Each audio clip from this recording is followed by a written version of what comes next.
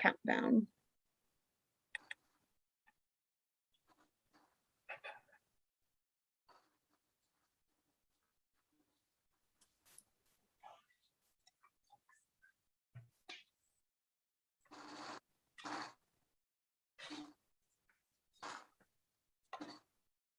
All right.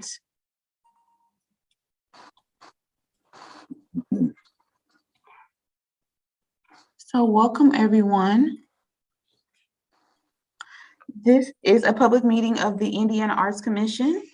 Today we are reviewing on-ramp fellowship proposals for the 2022 cohort, specifically within the disciplines of literature and media arts. I am Jordan Adams, your Artist Services Program Manager here at the Indiana Arts Commission. Today is Wednesday, August 10th, 2022. The panelists are meeting on Zoom and the public is observing on YouTube. At this time, we would like the panelists and staff to introduce themselves, stating their name, occupation, and where they are currently located. Panelists. Hi, everybody. I'm Megan Telligman. I'm Director of Programs at Indiana Humanities, and I am headquartered in Indianapolis. Hey, everyone. Good morning. I'm Sam Love from Gary, Indiana, although I'm coming at you from the south side of Chicago right now. I am a 2019 On-Ramp Fellowship recipient. I was a 2021 On-Ramp Northwest Indiana Program Manager, so I've been judged, I've helped other people while they were going to be reviewed, and I keep that mentality as I go into these reviews. I'm also the editor of the Gary Anthology. Thank you. Hey, everybody. I'm Andrew Gerber. I was a 2021 on-ramp trainer. I am a poet and sculptor, I guess would be the most appropriate term, and potter. I live in Southern Indiana and run Black Vulture Project, which is a community arts nonprofit. Awesome. Thank you, guys. So today we are going to be reviewing the following applications within this order.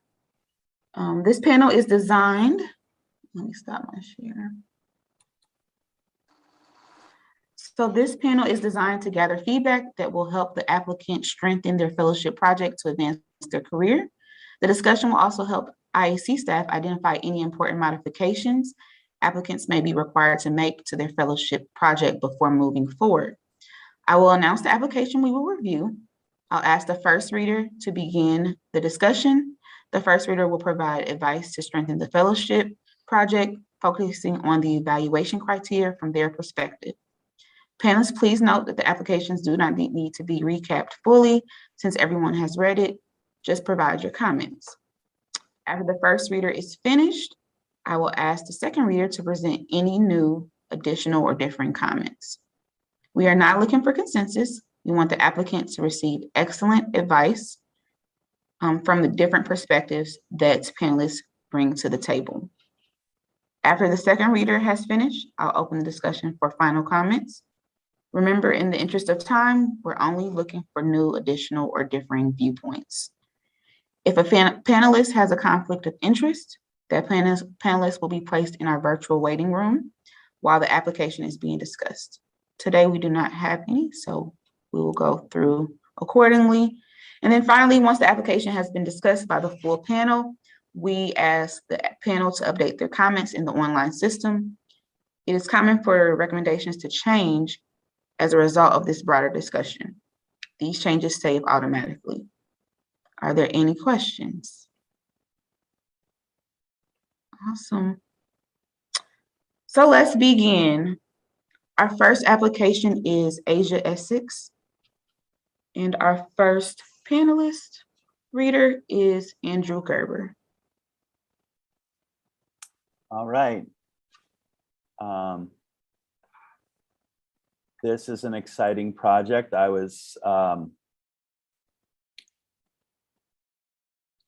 think I'll just try to go through I'll start with feasibility, I guess.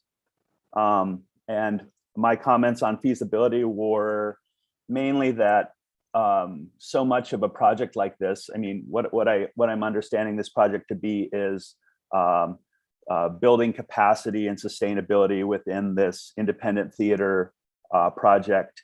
And the piece that I was really impressed with, and I think speaks to the feasibility of it, is that there already seems to be so much community enrollment in this, in the idea and the practice of this independent film.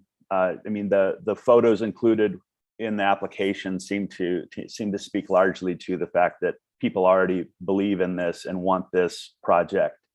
And so the only comment I had on the feasibility bit was possibly having some numbers of attendance and being able to have some specific numbers on donorship to be able to get movement to build that capacity for a sustainable income stream for this.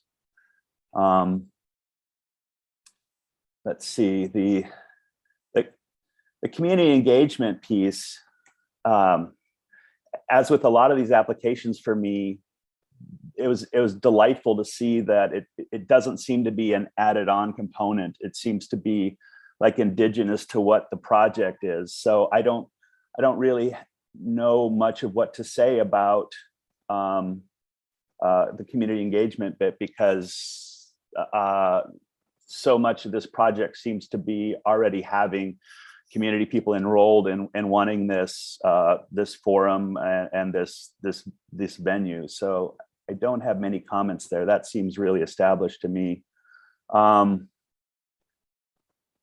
I think, yeah, the only piece that I was feeling might be helpful would be to have some more numbers on initial donors, but other than that, that's about all the feedback I have.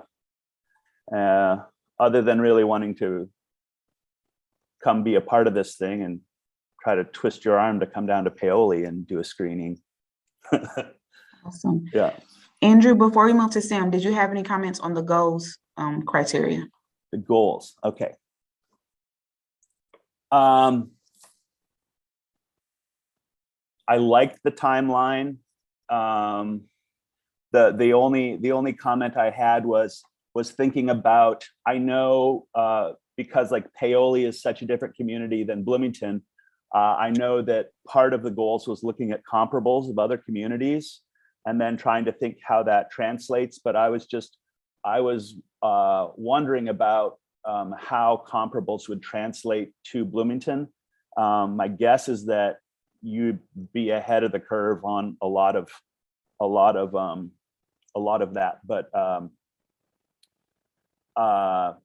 I was wondering about how you might specifically look at Bloomington's capacity to support versus like comparables in other cities. But I think the timeline and the funding model, I think they both look great.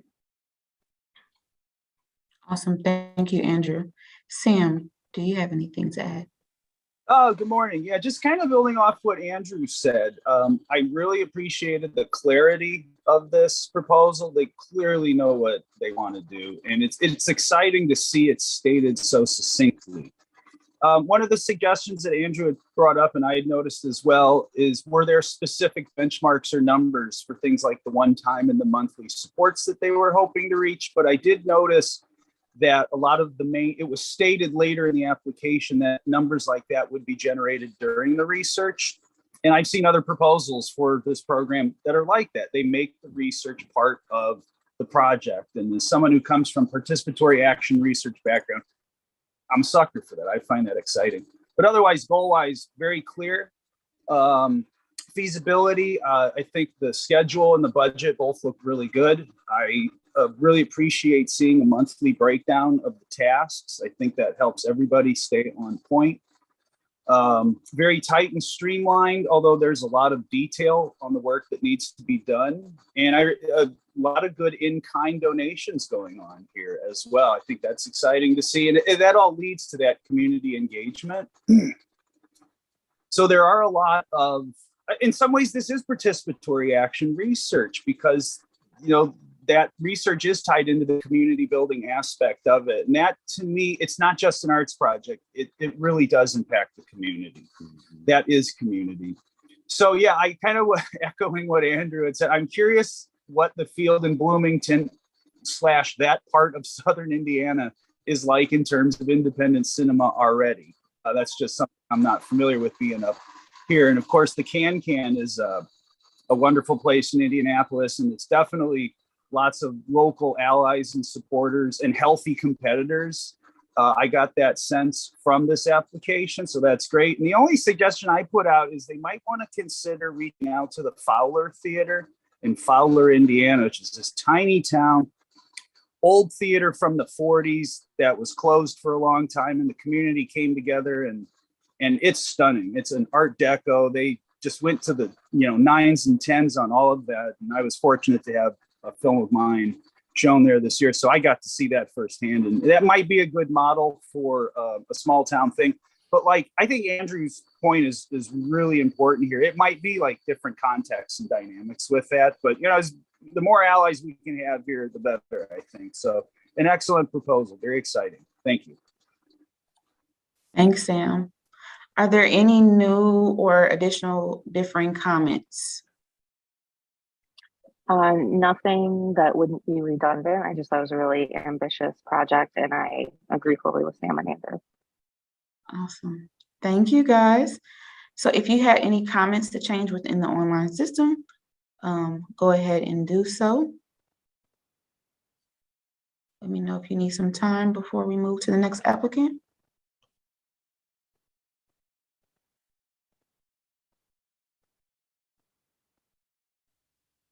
We good?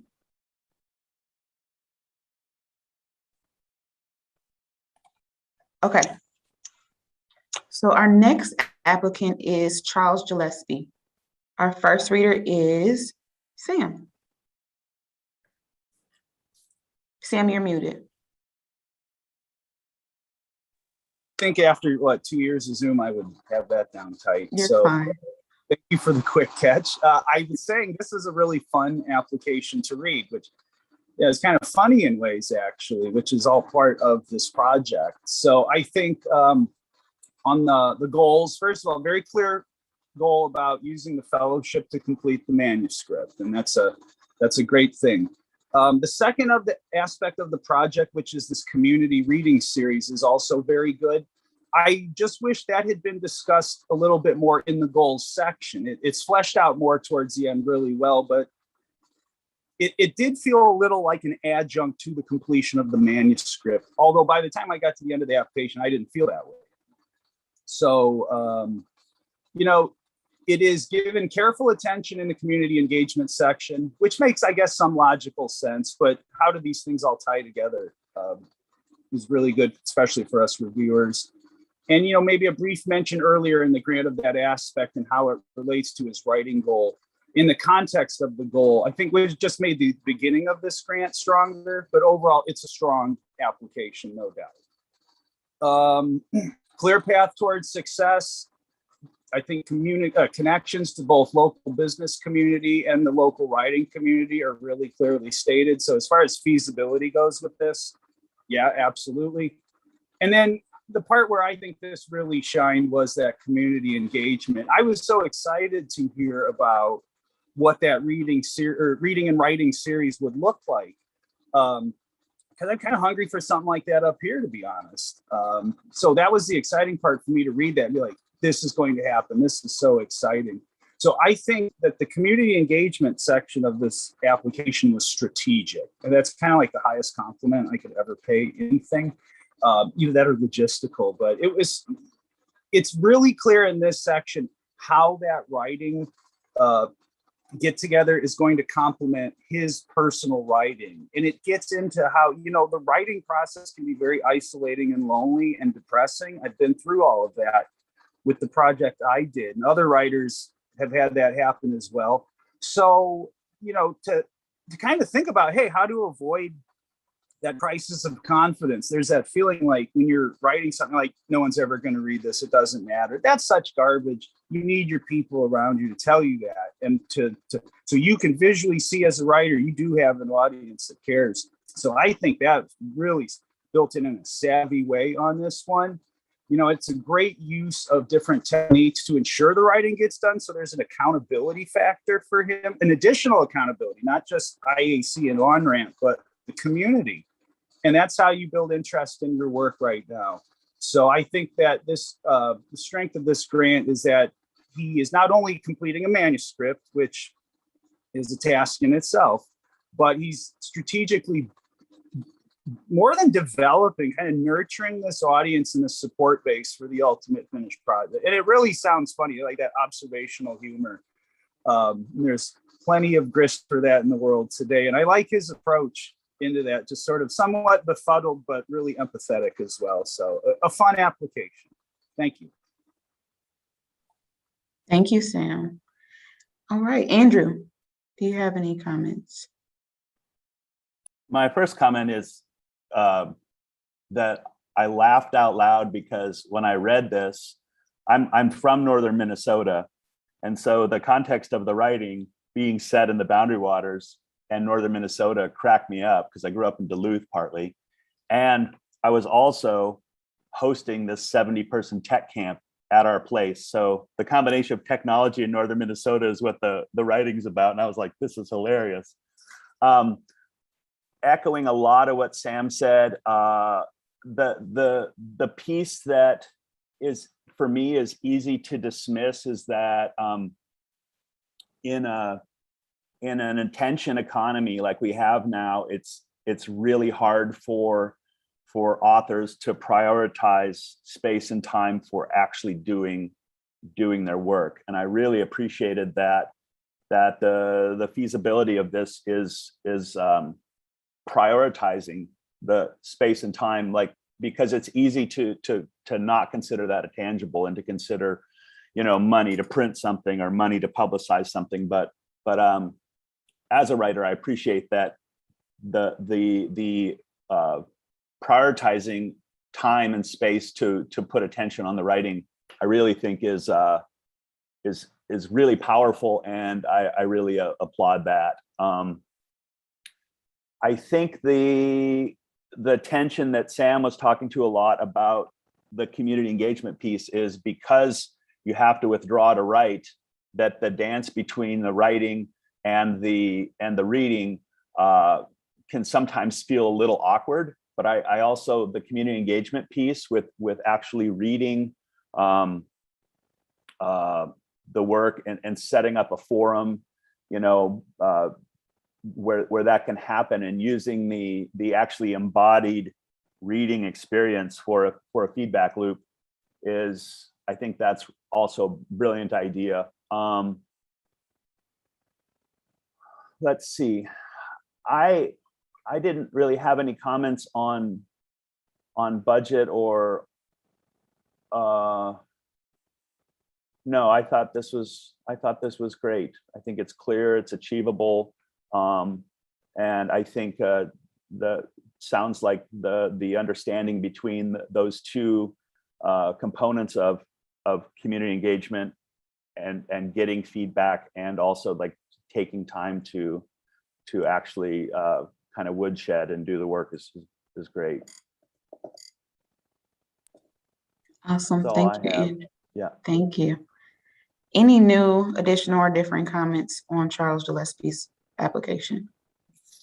I don't have much. I think the only thing I would add would be just knowing like the amount of, you know, writers groups and programming in Bloomington, like encouraging the applicant to kind of tap into, you know, existing networks too. I love the community engagement piece. It's great to see, you know, how writers see themselves in community, and just like knowing like the amazing writers that are in Bloomington, like how to start, you know, tapping in and building some of those connections as well. That was probably the only additional thing I have, but I thought it was a great application and enjoyed reading about the work. Awesome, thank you, Megan. So you guys can finalize your comments in the online system. if there's anything you need to change. Just give me a thumbs up if we're good.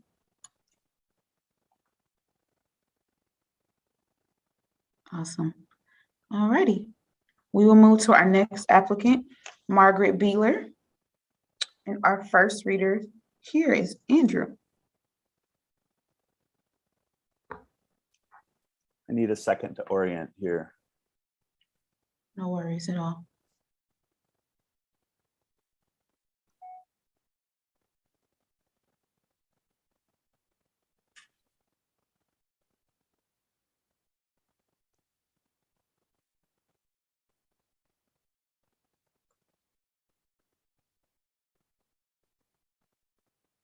Yeah, my first comment is I just have to confess my love of reading this piece. So this is when I started I thought, oh, I'm gonna have to read all this stuff, and then at the end of reading each piece, I was like, well, where's the next chapter?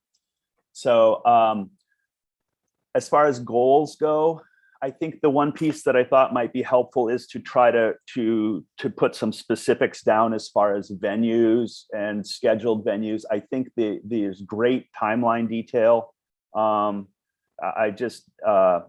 think maybe if there was some specific events or venues that could be, and I know that's a process part, but I think if those can be, if some of those, sometimes that happens just by declaring it, and then it happens, and it'd be fun to see what could be dreamed up as far as like venues and events. As far as feasibility, I wrote that my only concern is that this beautiful work doesn't get into enough hands and lives.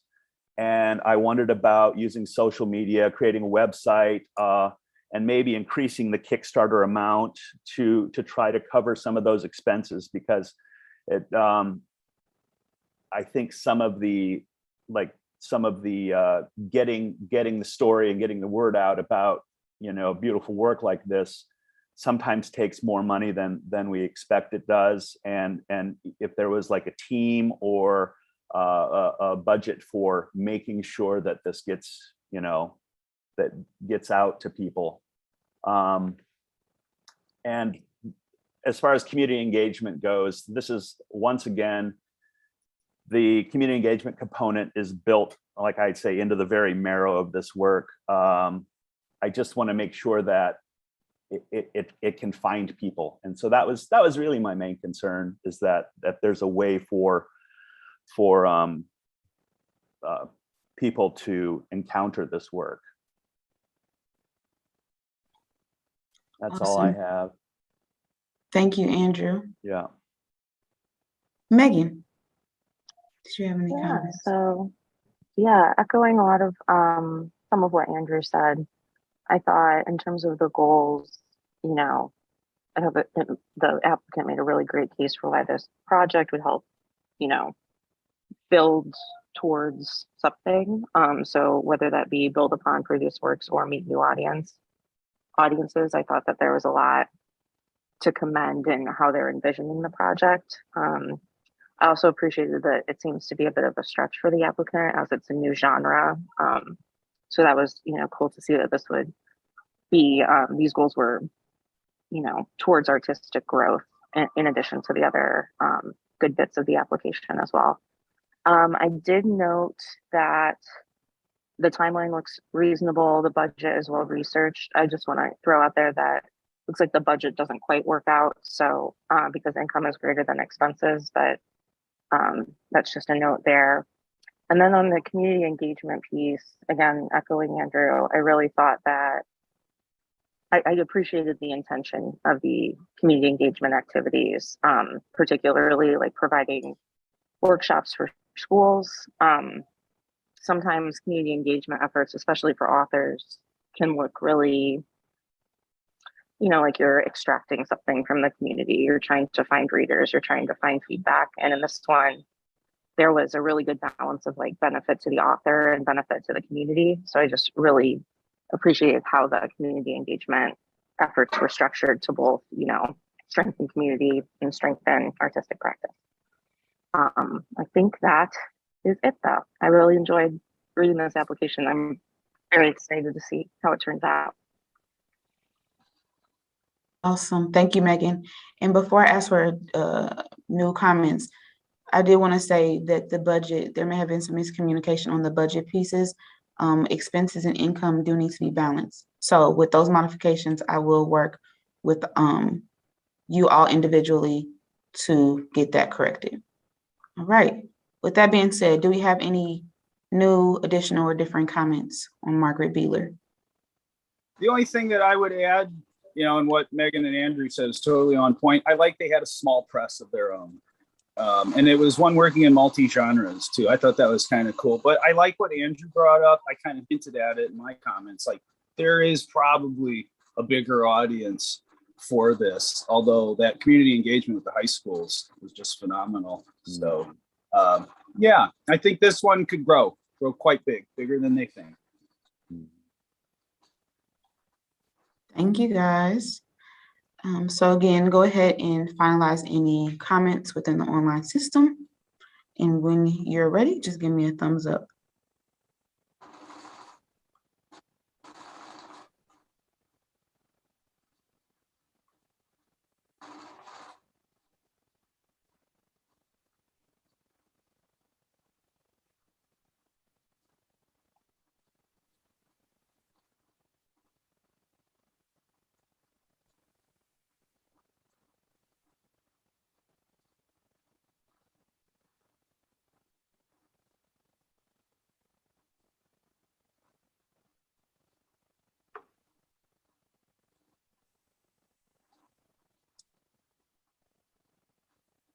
All right, Andrew, are you good?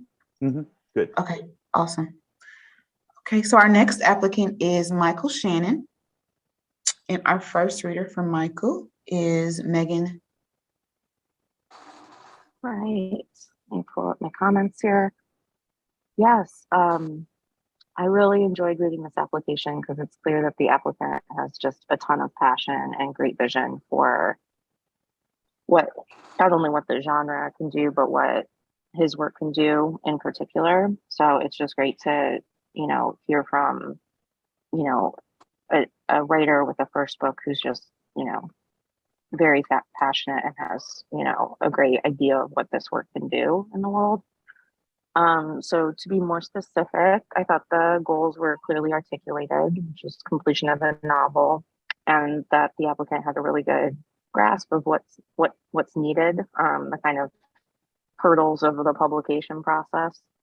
I noted that I would have liked to hear more about the writing process so far. So what progress had been made and feedback gained on the manuscript as it stands now. I think a little more background would have helped me kind of understand, how the goals of the project relate to the work that's already been done.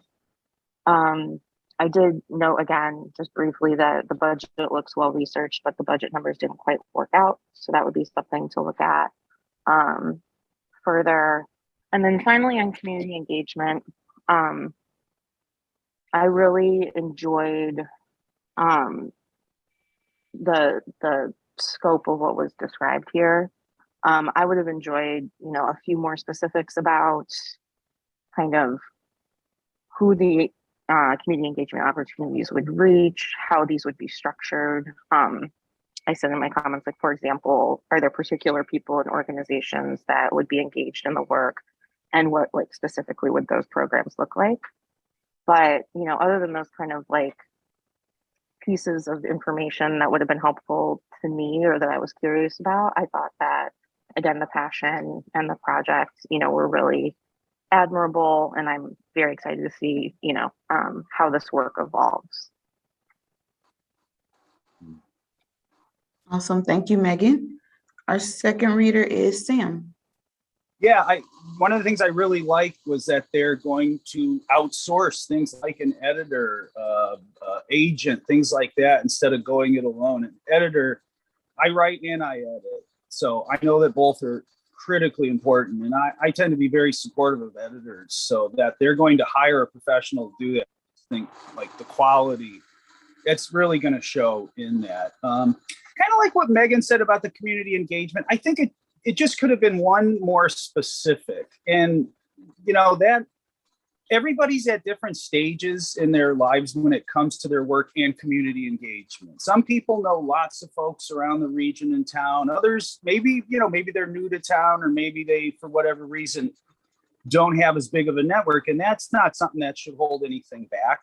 But it's nice to see specific names and places where that engagement would be. You know, would you go to a library or high schools or you know, a particular agency we're looking at? So a little more specificity on some of that stuff would have been helpful. I think Megan pointed out the sums discrepancy in there, but again, that's something that can be fixed quickly.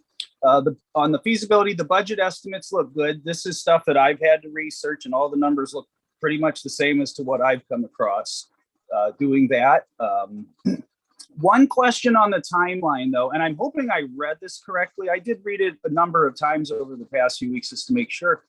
I got the feeling, though, they're looking to complete this draft in this autumn and then publish it early next year.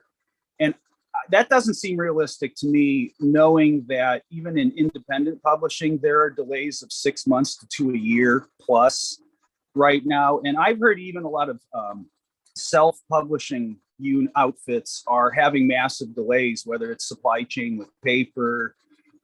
You know, my book actually ended up coming out somehow 3 months early.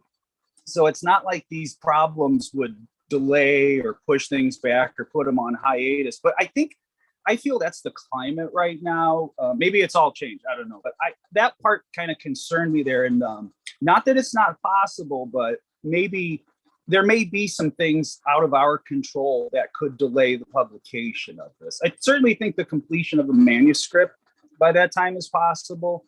The other thing to factor is if you are outsourcing it to an editor, are they on, you know, point? Are they on schedule? And that might be something, if you hire someone, you might want to say, hey, when will I have this back from you? Let's get that in an MOU. Let's get that in writing so that I'm not delayed another 6 months waiting for an editor, an outside independent editor, to read this. So yeah, let's hope all that doesn't happen and things have gotten quicker and more normal in terms of supply. But I've definitely noticed that from traditional big publishing to indie to self-publishing. That's a very common thing right now. And yeah, basically that's it. It was cool. I like there's this universe for it. The concept is very clearly thought out. So that's all. Thank you so much, Sam. Are there any new, additional, or different comments on Michael's application? I think anything I would have said has already been said. I was also excited about the concept of developing a creative team. And that seems really brilliant. And my only other thing was that I know that like the networking occurs organically, yet it seems like it'd be really helpful to have a list of specific venues or communities written. That's all I had. Love the work. Thank you. Awesome. So go ahead and finalize your comments in the online system. Give me a thumbs up when you're ready to go. Awesome. And we're moving on to our last and final application within this discipline, Ngozi Rogers. And our first reader for Ngozi is Sam. Thank you. All right. This is the greatest application I have ever read. Far better than anything I've ever written. That's how I felt when I read this. This is a win-win-win-win proposal. This is so tightly put together that I don't want to say like it's not simple at all, but it just, you read it and you're like, brilliant. So I think the timeline and the budget for this, oh, I got to go back up to goals. Sorry, I'm jumping ahead of myself. I got so excited. I thought it did a great job of blending both personal, professional, and communal goals. And I think that is stated. It's not just that the project achieves that, it's articulated in here. It's well framed, and it's a win for the artist. It's a win for the service. It's a win for the community the service wants to reach, and it's a win for the broader community that we all share together. It's demonstrated how networking will be approached to build a larger client base for the artist as well. So it's It's just all around really well thought out. Timeline and budget looked great. The samples were top notch, fantastic. And as far as feasibility, the only question I had would be how the language, I don't even want to call it a barrier, language differences might be approached, navigated, because this is stated, this is for a Spanish speaking audience. Will a translator be needed during the filming? Because that's a cost. And I did not see that in the budget. Maybe the applicant speaks Spanish well enough to do this. Maybe the service that provides this is going to offer in kind a translator, or maybe the respondents who will be featured in these videos, maybe they speak both English and Spanish. I was just curious about that, because that's not something we tend to see in a lot of these projects. We don't see that thing come up. But overall, I think it's just such a real model of how you can do something creative for yourself professionally, but also have direct impact in the community and in within the immediate community as well. So I think it's a great example how arts can serve the community. It's all of these projects do this, of course, but this one articulates it so clearly. And the social need for that is it's really well established. Why this is the right person to go out and do this job. Thank you, Sam. Second reader is Megan. Yeah, not much to add here. I just really appreciated hearing Sam talk about the project, because I was kind of thinking through like how this furthers a career, how it's and I was just rereading through the career goals section to kind of between what Sam was thinking and how I had reflected on it, figure out what I'm trying to articulate here. So I was wondering like how this is not just like, another project, in a list of video projects that the applicant has worked on, and how it actually, how it pushes to the next level. And hearing Sam kind of talk through it really helps me think through this. So yeah, I fully agree with Sam's comments. I think the only thing that I would add, I was very, very taken with the samples that were included. That was very cool to see. And I thought the plan and budget looked, well researched, feasible, obviously, experienced filmmaker, all of that comes through. And then I think I kind of have the same question with Sam about a little bit more fleshing out of the community engagement bit. I like, are there, and I think because I think like a programmer, like, are there certain conversations that they want people to have, and then, or a certain message that people are to take away? And then how are you structuring like the sharing and engagement around the video to, make sure that those goals are achieved? So I think that was, and that might just be a little more information about kind of how those activities are structured. But I was really, really happy to see that there's a plan for sharing the video. Like, it's not just going to like sit online or, go wherever it goes. There's an actual stated plan for how to get it out there. So very supportive of the project. Yeah, I think that's all I have. Thank you so much, Megan. Are there any additional new or different comments for Ngozi? I just want to celebrate that this project, that there, as artists, there's always this idea of advancing your career or building your own capacity as an artist. And this project seems to almost merge the building one's own capacity with building the capacity of a community. And that's just such a beautiful thing to see happen. And the only other comment I would have is, I could use someone to come help funnel my creative chaos. So if, no, a lovely application. Awesome. Thank you so much, guys. Those were the total of our applicants today being reviewed within literature and media arts. So I just want to thank our panelists today. You guys were awesome. You guys, I'm so grateful to have you on this panel today. For our on-rampers, I will be in touch with any major modifications that need to be made to your applications and communication about anything else. This concludes our 2022 cohort panel discussion for literature and media arts. Thank you so much.